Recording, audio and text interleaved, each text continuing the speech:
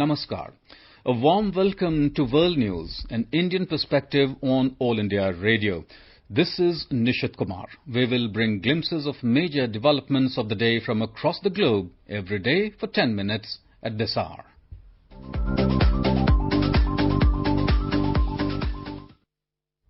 The headlines. External Affairs Minister of India, Dr. S. Jaishankar, to attend meeting of SCO Council of Foreign Ministers in Moscow. Donald Trump and Joe Biden in a bitter war of words ahead of the US presidential elections. Phase 3 clinical trials of the Oxford University COVID-19 vaccine put on hold due to illness in one of the volunteers. UAE extends grace period for holders of expired visa till 17th of November without fine. And in sports, Naomi Osaka and Alexander Zverev enter the US Open singles semi-finals, and Cristiano Ronaldo becomes the first European to reach 100 international goals.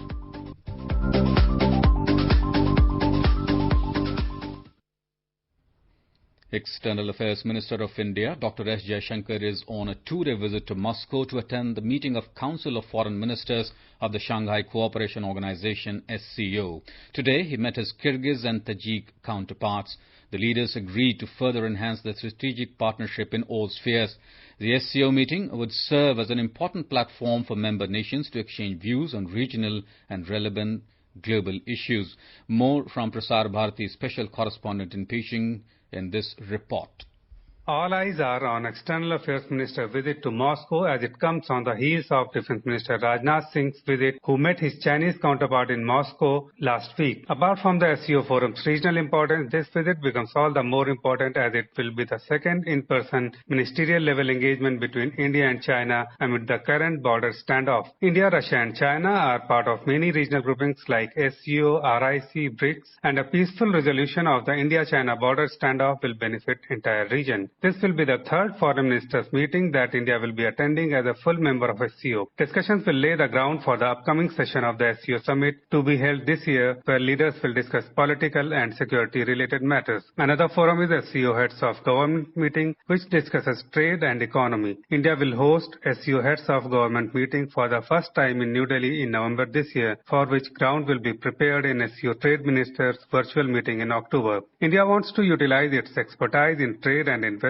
intellectual property rights, innovation and startup and MSME to enhance cooperation with member states. Recently, India has participated in many virtual meetings and webinars on India's engagements with SCO. Anshuman Mishra for AIR World News, Beijing.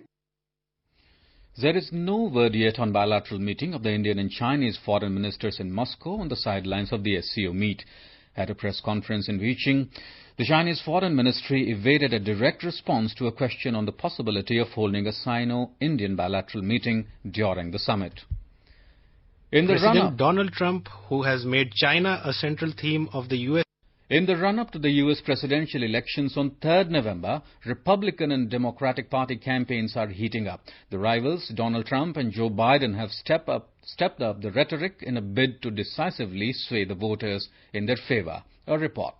Produced and distributed following established scientific standards without outside political interference. Biden took to Twitter to ask a series of pointed questions directed at the Trump administration's efforts at fighting the COVID pandemic in the USA. This is Virat Majboor from News Desk for AIR World News.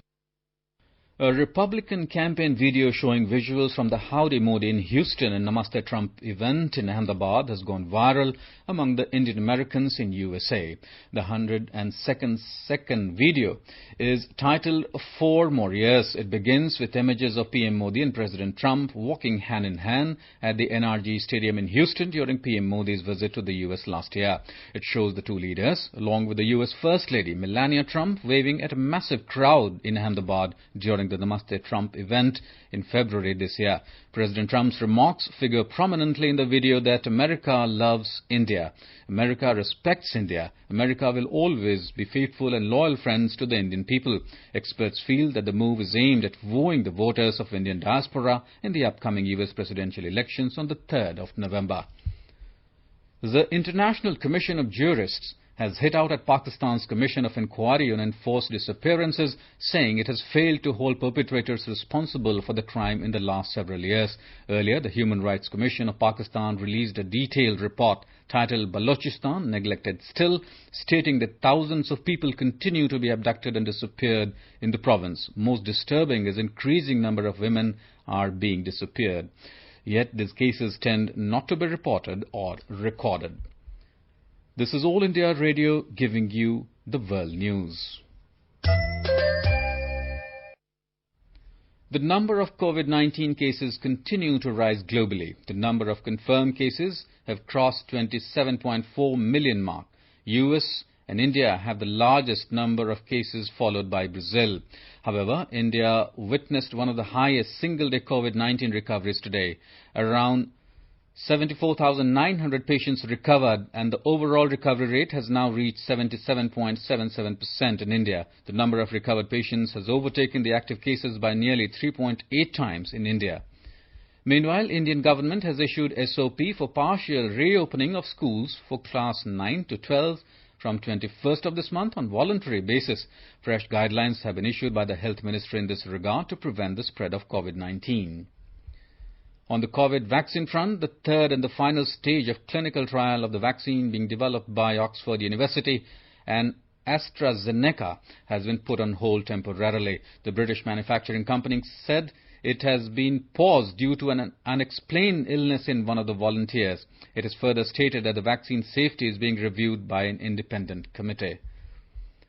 The United Arab Emirates has extended an amnesty period, waiving the fines of all violators whose visas expired before March 1st. Authorities said those who are in the country on lapsed visas have time until November 17 to leave without paying a penalty. It is aimed at workers with expired permits, job seekers on expired visit visas, and people working without any documents. The UAE authorities also said that anyone who leaves the country as part of the amnesty will not be banned from re-entering at a later date. The Bangladesh government has launched a campaign named Asol Chini, or Real Sugar, to fight fake information and rumors spreading on the social media. Launching the campaign, the State Minister for Information and Communication Technology said that the campaign aims to create digital literacy to stop fake information and rumors. In the world of sports, let's take a look at our daily reckoner of the sporting events from around the world. In the US Open, Naomi Osaka beats Shelby Rogers, to enter semis. With a sharp serving and return game, the fourth-seeded Japanese Naomi Osaka eases into the semi-finals at Flushing Meadows. She defeated American Shelby Rogers 6-3, 6-4 to bolster her quest for her second US Open title. In men's singles, German fifth seed Alexander Zverev demonstrated great fighting spirit as he came back from a breakdown to reach his second Grand Slam semi-final this year with a 1-6, 7-6, 7-6, 6-3 victory over Croatian Borna Coric.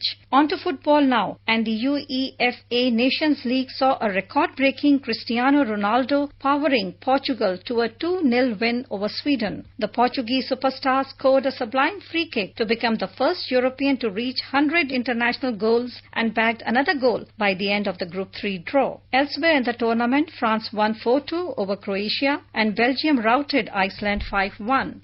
India is celebrating 150th birth anniversary of Mahatma Gandhi. Before we end, let us listen to his favorite bhajan, Vaishnava Jan, by Israeli artists.